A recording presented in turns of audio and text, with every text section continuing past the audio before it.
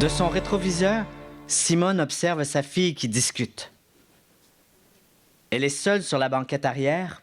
Pourtant, la mère sait parfaitement à qui elle parle. Mimi. Elle écoute sans bouger, le cœur serré. La voix d'Élise est douce, presque confidentielle, comme si elle répondait à quelqu'un assis juste à côté d'elle. Une présence invisible, mais bien réelle pour l'enfant. Puis, la petite se met à fredonner une comptine. Une comptine que Simone n'a pas entendue depuis plus de 30 ans. Le son la transperce, brutal, comme un souvenir qu'on arrache à la terre. « Élise, qui t'a montré ça? » « Mimi. Elle dit que tu la chantais tout le temps quand t'étais petite. » Simone serre le volant. Elle n'a jamais chanté cette comptine à sa fille. Jamais. Elle tente de se raisonner. Les enfants inventent, ils mélangent des souvenirs, ils entendent des choses à l'école.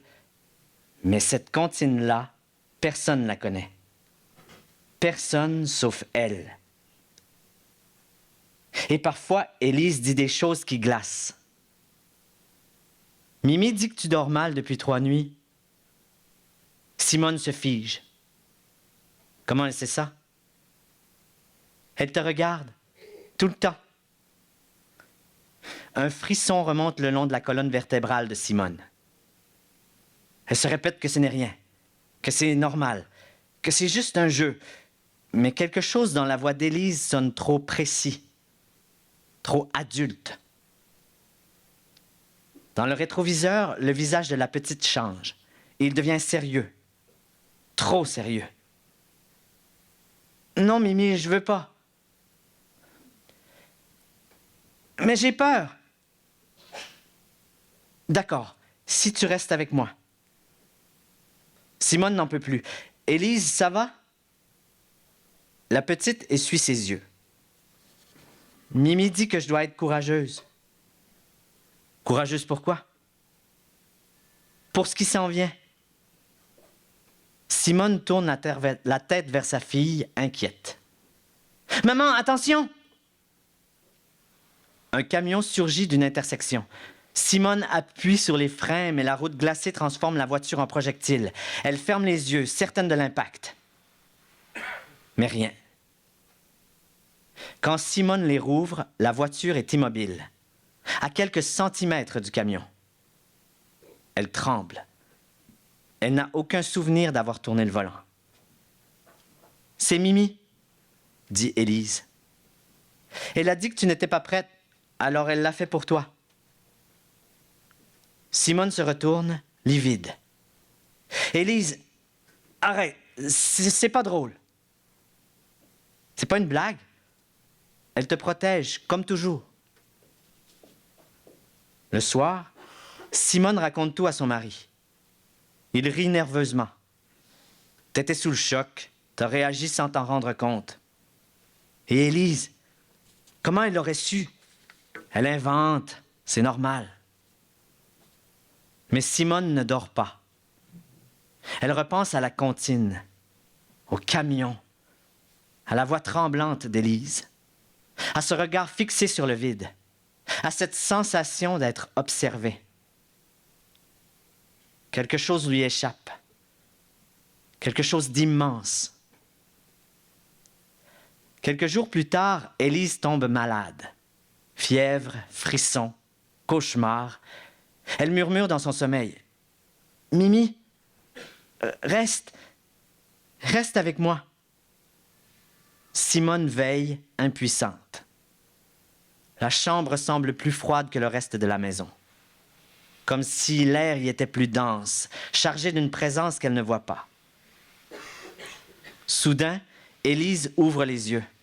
« Maman, Mimi dit que tu dois ouvrir la boîte. » Simone se fige. « Quelle boîte? »« Celle dans ton armoire, celle que tu n'as jamais ouverte. » Le cœur de Simone se serre. Il n'y a qu'une seule boîte dans cette armoire. Une boîte que sa mère lui avait laissée avant de mourir. Elle n'en a jamais parlé à personne.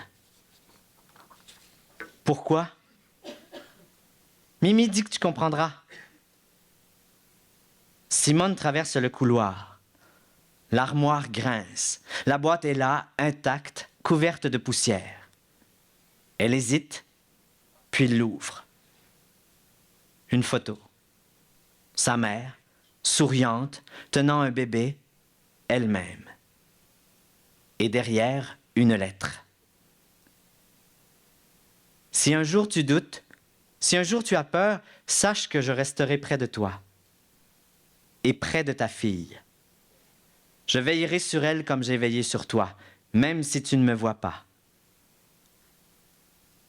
Simone relit la lettre. Ses mains tremblent. Elle sent quelque chose se fissurer en elle, une certitude ancienne, un refus obstiné de croire à ce qu'elle ressent depuis des jours. Elle retourne dans la chambre d'Élise.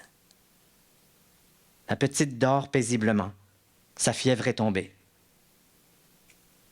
Et dans le coin de la pièce, là où Élise regarde toujours, Simone sent quelque chose. Pas une ombre, pas une silhouette, une présence, une chaleur, une attention, comme une main posée sur son épaule, légère mais ferme. Elle murmure « Maman ?» Un souffle traverse la pièce, les rideaux frémissent, une odeur de lavande, l'odeur préférée de sa mère, emplit l'air. Simone porte une main à sa bouche. Elle comprend. Elle accepte. Le lendemain matin, Élise se réveille, sourit. « Tu vois, maman? Mimi existe vraiment. » « Et pourquoi tu l'appelles Mimi? » « Quand j'étais petite, j'arrivais pas à dire mamie. Alors Mimi est restée. » Simone sourit. Mais quelque chose dans la voix d'Élise la retient. Une nuance, une gravité. Elle dit que maintenant, c'est ton tour. Simone se fige. « Mon tour de quoi? » Élise regarde le coin de la pièce. Son sourire disparaît. De veiller. La chambre semble soudain plus vaste, comme si un espace invisible venait de s'ouvrir. L'air se densifie. Simone sent une pression contre sa peau, comme une main qui la pousse doucement vers l'avant. « Élise, qu'est-ce que Mimi t'a dit exactement? » La petite hésite. Ses yeux brillent. Que la frontière s'ouvre toujours pour quelqu'un et que cette fois, c'est toi qui dois passer. Simone sent son cœur s'arrêter une seconde. Elle regarde sa fille, puis le coin de la pièce. La chaleur est revenue, plus forte, plus enveloppante. Une attente. Simone ferme les yeux et franchit le seuil. Quand elle les rouvre, Élise n'est plus dans son lit. La chambre est vide. Une voix d'enfant murmure derrière elle. « Maman, tu m'entends enfin? »